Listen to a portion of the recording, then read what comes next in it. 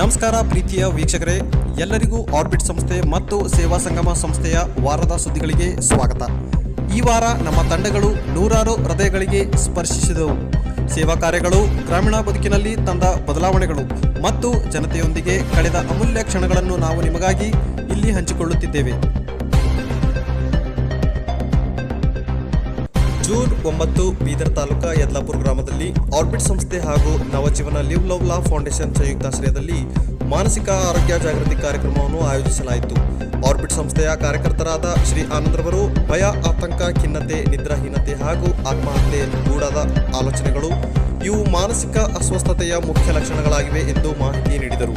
ಅಣತೂರು ಸರ್ಕಾರಿ ಆಸ್ಪತ್ರೆಯಲ್ಲಿ ಪ್ರತಿ ತಿಂಗಳು 4ನೇ ಗುರುವಾರ ಮಾನಸಿಕ ತಜ್ಞರಿಂದ ಉಚಿತ ತಪಾಸಣೆ ಮತ್ತು ಚಿಕಿತ್ಸೆ ಲಭ್ಯವಿದೆ ಎಂದು ತಿಳಿಸಿದರು. ಈ ಕಾರ್ಯಕ್ರಮದಲ್ಲಿ 6 ಗ್ರಾಮಸ್ಥರು ಭಾಗವಹಿಸಿದರು. ಬೀದರ್ ತಾಲೂಕಾ ಗಾದಗಿ ಗ್ರಾಮದಲ್ಲಿ ಆರ್ಬಿಟ್ ಸಂಸ್ಥೆ ಮತ್ತು ನವಜೀವನ ಲಿವ್ ಲವ್ ಲಾ ಫೌಂಡೇಶನ್ ವತಿಯಿಂದ ಪಾಲಕರ ಸಭೆ. ಸಂಸ್ಥೆಯ ಕಾರ್ಯಕರ್ತರು ಶ್ರೀ ಅರುಣ್ ಫಲಾನುಭವಿಗಳಿಗೆ ಮಾತ್ರೆಗಳನ್ನು ಹೇಗೆ ನೀಡಬೇಕು, ದಿನನಿತ್ಯ ಚಟುವಟಿಕೆಗಳನ್ನು ಹೇಗೆ ತಿಳಿಸಬೇಕು ಮತ್ತು ಸಮುದಾಯಗಳಲ್ಲಿ ಅವರಿಗೆ ಬೆರೆಸುವ ವಿಧಾನಗಳ ಬಗ್ಗೆ ವಿವರಿಸಿದರು. ಮಾತ್ರೆ ಸೇವನೆಯ ನಿರಂತರೆಯಿಂದ ಚಿಕಿತ್ಸೆ ಶೀಘ್ರ ಫಲಿತಾಂಶ ನೀಡುತ್ತದೆ ಎಂದು ಅರಿವು ಮೂಡಿಸಿದರು.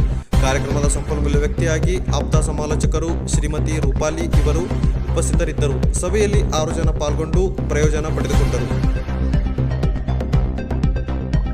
ಬಾಲ್ಕಿ ತಾಲೂಕಾ ಬೀರ್ದೇವ್ ಗಲ್ಲಿಯಲ್ಲಿ ಗೀತಾಂಜಲಿ ಸಂಘದ 10 ಸದಸ್ಯರಿಗೆ ಸ್ಥಳೀಯ ಸಂಯೋಜಕರು ಬ್ರದರ್ ಆನ್ಸಿರ್ ಅವರು ಪರಿಸರ ಸಂರಕ್ಷಣೆ ಕುರಿತು ಜಾಗೃತಿ ನೀಡಿದರು.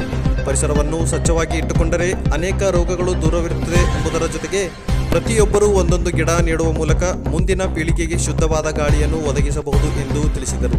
ಸಂಘದ ಸದಸ್ಯರು ಈ ಮೂಲಕ ಪರಿಸರದ ಮಹತ್ವವನ್ನು ಅರಿತುಕೊಂಡರು. ಚಿಡಗುಪ್ಪ ತಾಲೂಕಾ ವಡ್ಡನ್ಕೆರೆ ಗ್ರಾಮದಲ್ಲಿ ಆರ್ಬಿಟ್ ಸಂಸ್ಥೆಯ ಮಹಿಳಾ ಸಬಲೀಕರಣ ಯೋಜನೆಯ ಕಾರ್ಯಕರ್ತೆ ಶ್ರೀಮತಿ ಅವಿತಾ ಅವರ ನೇತೃತ್ವದಲ್ಲಿ ಲಿಂಗ ಸಮಾನತೆ ಕುರಿತು ಜಾಗೃತಿ ಕಾರ್ಯಾಗಾರ ನಡೆಯಿತು.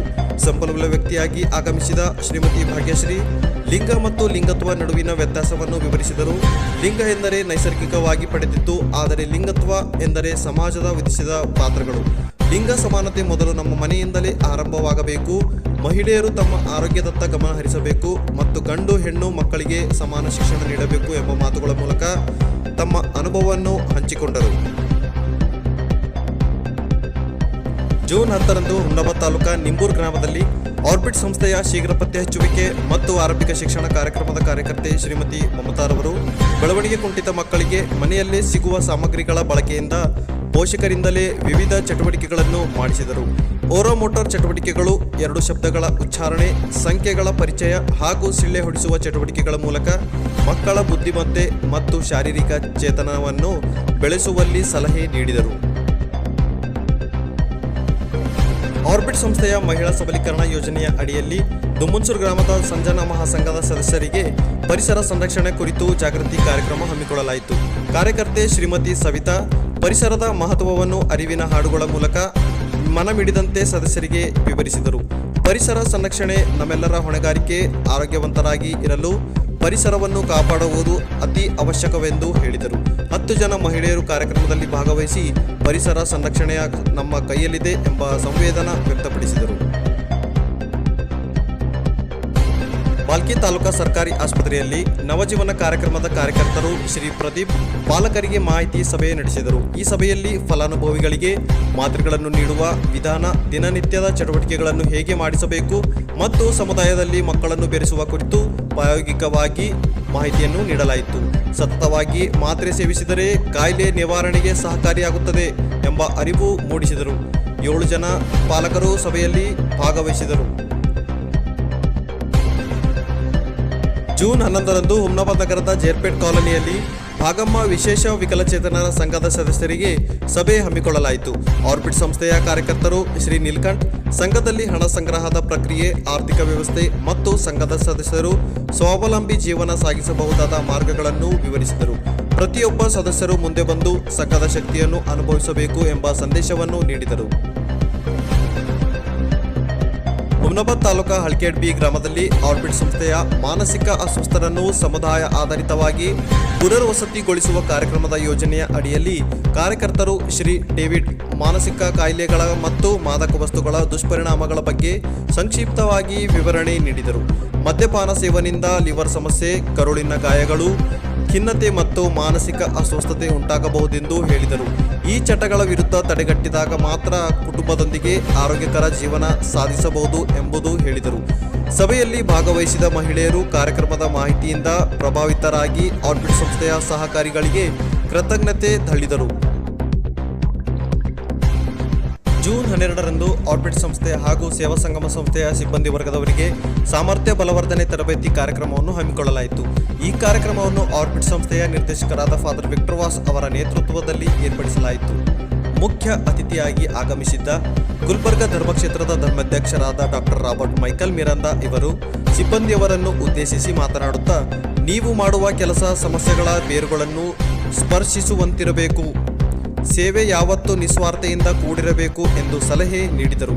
ಜೊತೆಗೆ ಸಂಸ್ಥೆಯ ನಿರ್ದೇಶಕರಿಗೂ ಹಾಗೂ ಸಿಬ್ಬಂದಿ ವರ್ಗದವರಿಗೂ ಕೃತಜ್ಞತೆಯ ಮಾತುಗಳನ್ನು ಸಲ್ಲಿಸಿದರು. ಭಾವದಿಂದ ಮಾಡಬಾರದು. ಪ್ರೀತಿ ಬೆಳೆದಾಗ ಮಾತ್ರ ಆ ಸೇವೆಗೆ ಬೆಲೆ ಇದೆ. ಅದು ಅಂಗವಿಕಲತೆ ಆಗ್ಬೋದು, ಮಾನಸಿಕ ರೋಗ ಆಗ್ಬೋದು, ಇದೆಲ್ಲವನ್ನು ನೋಡುವಾಗ ಆ ಗೆರೆ ನಮಗೆ ಕನಿಕರ ಕಂಪ್ಯಾಷನ್ ನಮ್ಮೊಳಗೆ ಹುಟ್ಟಿ ಬಂದು ಒಂದು ಪ್ರೀತಿಯಿಂದ ಕೈ ಒಡ್ಡಿ ಸೇವೆ ಮಾಡುವಾಗ ಮಾತ್ರ ಅದಕ್ಕೆ ತುಂಬ ಬೆಲೆ ಇದೆ. ಇದನ್ನೆಲ್ಲ ನೀವು ಮಾಡ್ತಾ ಇದ್ದೀರಾ, ನಾನು ಪುನಃ ಹೇಳಬೇಕಾಗಿಲ್ಲ, ಆದರೆ ನೀವು ಮಾಡ್ತಾ ಇದ್ದೀರಿ. ನಿಮಗೆ ಅಭಿನಂದಿಸುವಾಗ ಒಂದು ಎಚ್ಚರಿಕೆ ಕೊಡ್ತೇನೆ. ಹ್ಯೂಮನ್ ಡಿಗ್ನಿಟಿ ಜೊತೆಗೆ there is also a question of justice. Justice ಎಂದರೆ ನ್ಯಾಯವಾಗಿ ಸಿಗಬೇಕಾದ ಸವಲತ್ತುಗಳು ಅವರಿಗೆ ಸಿಗಬೇಕು. ಫಾದರ್ ಬಾಪು ಶ್ರೇಷ್ಠ ಗುರುಗಳು ಗುಲ್ಬರ್ಗ ಧರ್ಮಕ್ಷೇತ್ರ ಇವರು ಸಂಸ್ಥೆ ನಡೆಸುತ್ತಿರುವ ಸಮುದಾಯ ಆಧಾರಿತ ಮತ್ತು ಹಕ್ಕು ಆಧಾರಿತ ಕಾರ್ಯಗಳ ಮಹತ್ವವನ್ನು ವಿವರಿಸಿ, ಈಗ ನೀವು ಮನಸ್ಸು ಆಧಾರಿತ ಸೇವೆಯನ್ನು ನೀಡುವುದು ಅತಿ ಅಗತ್ಯ ಎಂದು ಸಿಬ್ಬಂದಿಗಳಿಗೆ ಪ್ರೇರಣಾದಾಯಕ ಮಾತುಗಳನ್ನು ಹೇಳಿದರು. ಮನಸ್ಸು ಆಧಾರಿತವಾಗಿ ಕೆಲಸ ಮಾಡಬೇಕು. ಇದೆಲ್ಲ ಬೇಕು. ನಾನು ಏನೆಲ್ಲ ಹೇಳಿದೆ, ಈಗ community based, project based, right based approach, ಎಲ್ಲ ಅಪ್ರೋಚ್ ಬೇಕು ನಮಗೆ. ಆದರೆ ಮುಖ್ಯವಾಗಿ ಬೇಕಾಗಿರುವಂಥದ್ದು ಮನಸ್ಸು ಆಧಾರಿತ ಕೆಲಸಗಳು. ಒಬ್ಬರು ಸೋಷಿಯಲ್ ವರ್ಕರ್ ಆಗಿ ಇವತ್ತು ಅದರ ನಿಮಗೆ ಓರಿಯೆಂಟೇಷನ್ ಕೊಡ್ತಾರೆ. ಆದರೆ ಎಲ್ಲ ಓರಿಯೆಂಟೇಷನ್ಗಳು, ಇವತ್ತೆಲ್ಲ ಪ್ಲಾನಿಂಗ್ಗಳು, ನಮ್ಮ ಎಲ್ಲ ಡಿಜಿಟಲೀಕರಣ ಎಲ್ಲವೂ ಅಗತ್ಯವಿದೆ. ಆದರೆ ನಮ್ಮ ಮನಸ್ಸುಗಳು ಇಲ್ಲ ಅಂತಂದರೆ ಅದೆಲ್ಲವೂ ವ್ಯರ್ಥ. Father Vincent Pereira mother Theresa ಆಸ್ಪತ್ರೆಯ ನಿರ್ದೇಶಕರು ಇವರು ಕಾರ್ಯಕ್ರಮದ ಸಂಪನ್ಮೂಲ ವ್ಯಕ್ತಿಯಾಗಿ ಭಾಗವಹಿಸಿದರು. ನಿಮ್ಮ ಸೇವೆ ನಿಸ್ವಾರ್ಥ ಹಾಗೂ ಮಾನವೀಯ ಮೌಲ್ಯಾಧಾರಿತವಾಗಲಿ. ನೀವು ಫಲಿತಾಂಶ ಆಧಾರಿತ ಕೆಲಸ ಮಾಡಿದರೆ ಫಲಾನುಭವಿಗಳ ದೃಷ್ಟಿಯಲ್ಲಿ ನಿಜವಾದ ಸಮಾಜ ಸೇವಕರಾಗಿ ಕಾಣಿಸುತ್ತೀರಿ. ದೇವರು ನಿಮ್ಮ ಜೀವನದಲ್ಲಿ ಆಶೀರ್ವಾದ ನೀಡುತ್ತಾರೆ ಎಂದು ಮನಮುಟ್ಟುವ ಸಂದೇಶವನ್ನು ನೀಡಿದರು. ಕಾರ್ಯಕ್ರಮದಲ್ಲಿ ಸಿಬ್ಬಂದಿಗಳನ್ನು ಗುಂಪುಗಳಾಗಿ ವಿಭಾಗಿಸಿ ಸಂಸ್ಥೆಯಲ್ಲಿ ಇನ್ನಷ್ಟು ಸುಧಾರಣೆಗಾಗಿ ಏನು ಮಾಡಬಹುದು ಎಂಬ ಕುರಿತು ಚರ್ಚಿಸಿ ಅಭಿಪ್ರಾಯಗಳನ್ನು ಬರೆಯುವಂತೆ ಪ್ರೋತ್ಸಾಹಿಸಿದರು. ಸೇವಾ ಸಂಗಮ ಸಂಸ್ಥೆ ಮತ್ತು ಆರ್ಬಿಟ್ ಸಂಸ್ಥೆಗಳ ಎಲ್ಲ ಸಿಬ್ಬಂದಿಯವರು ಈ ತರಬೇತಿಯಲ್ಲಿ ಸಕ್ರಿಯವಾಗಿ ಪಾಲ್ಗೊಂಡು ಸಮಾಜ ಸೇವಕರೆಂದರೆ ಯಾರು, ಅವರು ಹೊಂದಬೇಕಾದ ಗುಣಗಳು ಯಾವುವು ಎಂಬ ವಿಷಯಗಳಲ್ಲಿ ಆಳವಾದ ತಿಳುವಳಿಕೆಯನ್ನು ಪಡೆದುಕೊಂಡರು. ಜೂನ್ 13ರಂದು ಹುಮ್ನಾಬಾದ್ ತಾಲೂಕಾ ಕನ್ಕಟ್ಟ ಗ್ರಾಮದಲ್ಲಿ ಆರ್ಬಿಟ್ ಸಂಸ್ಥೆಯ ಶೀಘ್ರ ಪತ್ತೆ ಹಚ್ಚುವಿಕೆ ಮತ್ತು ಆರಂಭಿಕ ಶಿಕ್ಷಣ ಕಾರ್ಯಕ್ರಮದ ಕಾರ್ಯಕರ್ತೆ ಶ್ರೀಮತಿ ಕವಿತಾ ಬೆಳವಣಿಗೆ ಕುಂಠಿತ ಮಕ್ಕಳ ಕುರಿತು 15 ಜನ ಪೋಷಕರಿಗೆ ಜಾಗೃತಿ ಮೂಡಿಸಿದರು. ಮಕ್ಕಳ ಬೆಳವಣಿಗೆಯಲ್ಲಿ ಹಿನ್ನಡೆ ಕಂಡುಬಂದರೆ ಅಂಗನವಾಡಿ ಮತ್ತು ಮನೆ ಮಟ್ಟದ ಚಟುವಟಿಕೆಗಳ ಮೂಲಕ ಬದಲಾವಣೆ ತರಬಹುದು ಎಂದು ಮಾಹಿತಿಯನ್ನು ನೀಡಿದರು. ಹಾಗೂ ಆರ್ಬಿಟ್ ಸಂಸ್ಥೆಯಿಂದ UDID ಕಾರ್ಡ್ ಮಾಡಿಸಲು ಸಹಕಾರ ನೀಡಲಾಗುವುದು ಎಂದು ಕೂಡ ತಿಳಿಸಲಾಯಿತು. ಹೀಗೆ ಮಕ್ಕಳ ಭವಿಷ್ಯ ರೂಪಿಸಲು ಆರ್ಬಿಟ್ ಸಂಸ್ಥೆಯು ಪ್ರತಿಷ್ಠಿತ ಕಾರ್ಯನಿರ್ವಹಿಸುತ್ತಿದೆ ಎಂದು ಸಂಕ್ಷಿಪ್ತವಾಗಿ ವಿವರಣೆ ನೀಡಿದರು.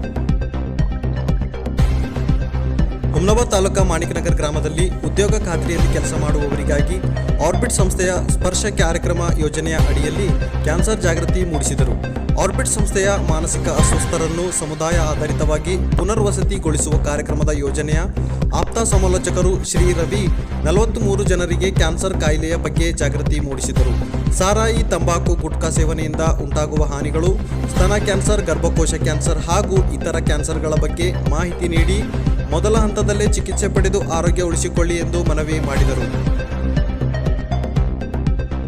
ಭಾಲ್ಕಿ ತಾಲೂಕಾ ಕಲ್ವಾಡಿ ಗ್ರಾಮದ ಸರ್ಕಾರಿ ಹಿರಿಯ ಪ್ರಾಥಮಿಕ ಶಾಲೆಯಲ್ಲಿ ಸ್ಪರ್ಶ ಕ್ಯಾನ್ಸರ್ ಜಾಗೃತಿ ಕಾರ್ಯಕ್ರಮ ನಡೆಸಲಾಯಿತು. ಸಂಪನ್ಮೂಲ ವ್ಯಕ್ತಿಯಾಗಿ ಭಾಗವಹಿಸಿದ ಬ್ರದರ್ ಆನ್ಸಿರವರು ಧೂಮಪಾನ ಮತ್ತು ಮದ್ಯಪಾನದಿಂದ ಉಂಟಾಗುವ ಕ್ಯಾನ್ಸರ್ನ ಹಾನಿಕಾರ ಪರಿಣಾಮಗಳ ಕುರಿತು ಸಂಕ್ಷಿಪ್ತವಾಗಿ ವಿವರಣೆ ನೀಡಿದರು.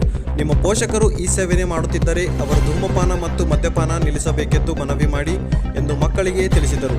ಈ ಜಾಗೃತಿ ಕಾರ್ಯಕ್ರಮದಲ್ಲಿ 115 ವಿದ್ಯಾರ್ಥಿಗಳು ಮತ್ತು ಶಿಕ್ಷಕರು ಭಾಗವಹಿಸಿದರು.